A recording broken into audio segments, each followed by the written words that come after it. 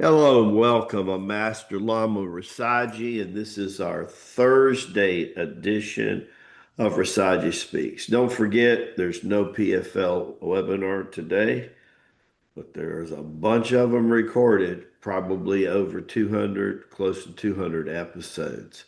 And you want to connect with that, and it'll really help you. We are in Tahoe and reminding teachers that we will be meeting around 3 o'clock today for teachers training with Master David. So don't miss out. Today's subject matter is from scarcity to abundance, how to cultivate a mindset of wealth and gratitude. You know, I don't know about you, but I was brought up in a way that I was taught being spiritual and wealthy, they just didn't go together. I still have people in our organization today that still feel that same way. As a matter of fact, we have teachers that'll feel that way, right? That want to give everything away for free. Everything away for free. They're living in the wrong yuga, right? So in the Kali Yuga, right, when darkness dominated, very little light, very little awareness, when an avatar would show up, probably best example was Jesus feeding the 15,000 people at the Sermon on the Mountain. But this is the age to teach people how to fish. You know, he was trying to do that when he got on Peter's boat, right? And he got on Peter's boat, and Simon Andrew, he went out and he said, cast your net.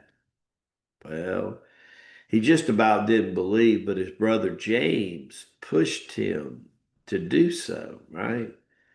And because he went out, he saw a different way to fish. I bet my dad, who loved to fish, would have loved to fish the way that Jesus fished. So he took Simon Andrew and eventually made him a fisherman of men. So from fish to human beings, right? My teacher used to say, it's about the love frequency. The love frequency. Imagine that love frequency, practice on plants. You get good enough, you can grow a few plants. Maybe think about the animal kingdom.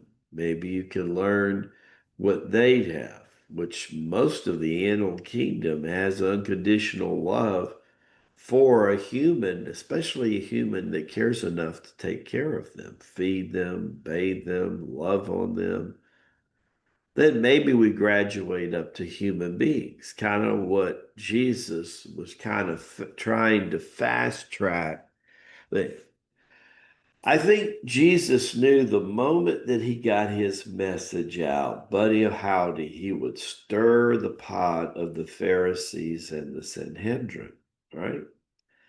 The guy that had this place built for his wife was all about prosperity, right? They enjoyed about 30 plus years in the Taj Mahal. It's an interesting place. When the Taj was being built, India was an incredible, prosperous land. But as we fell into the Kali Yuga, they got interested in the goddess Kali. And Kali wanted sacrifices beyond coin, beyond dollar, beyond silver, and beyond gold, right? They wanted sacrifice. So, like the Mayans did when they got corrupted, they began to sacrifice children. Can imagine karmatically what happened to India, right? This was one of the few things left that told you at one time spirituality and wealth existed in the great country of India. According to Lamasery, it's coming back because most of that karma collectively has been served in India. And under the leadership of Prime Minister Modi and his relationship to President 47, they're starting to thrive back into that, right? That's one of the reasons I've been buying rubles over the years. I don't know about you, but I like to own a little bit of other countries' currencies in my portfolio. I don't know about you. The mindset of plenty starts with the basic science of the bond. Give what you want. You want money, give money. You want love, give love. You want affection, give affection, right? You know? And that opens you up so incredibly. It's incredible what that does for you. Number two, right? Share what you want to become.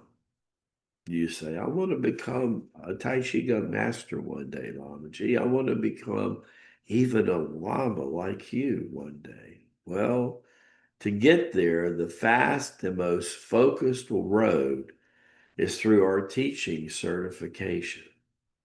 That's right.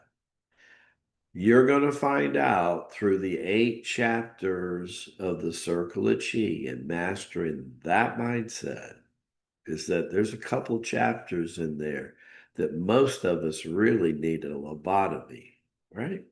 Is it relationships to human? I just described what Bo Yang said to do, Lama Ji Bo Yang said to do, plants, animals, then maybe humans, right?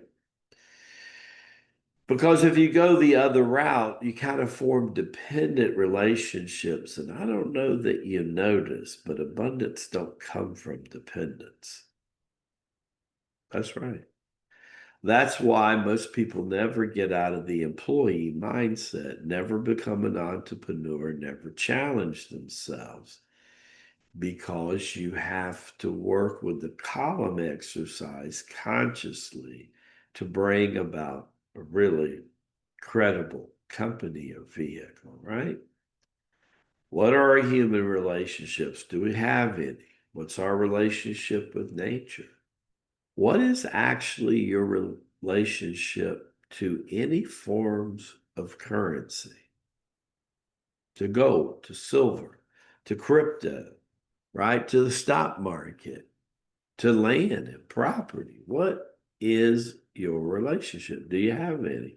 Because if you don't have relationships to assets, how can you expect to have any assets, right? It's always a good place to start is have a little bit of everything. That's the feng shui principle. In your envelope, maybe you start with fiat currency. Along through your house, especially in the left side of any drawer in your house, you should have some fiat currency. If you invest in 3 or 4 different currencies, maybe a few of each one. I mean, I have some French currency. I have some Indian currency. I have some Filipino currency. I have some Vietnam currency. And I've got some American currency, right? I've got silver, I've got gold, and I've got property. And what you tell the universe is that you're thankful for doing that and you're stewards to that. And it gets in your energy. And because you're thankful for that, the universe or the Heavenly Father does what? Comes by and multiplies that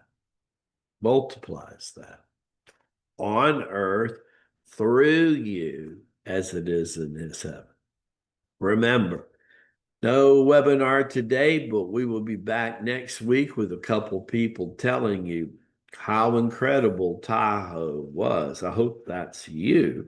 They might have a ticket or two left last minute if you want to be there. It's going to be the bomb. We're going to have fun. Thanks to Sister Deborah and Lynette and the other Deborah. We are excited to have you show up.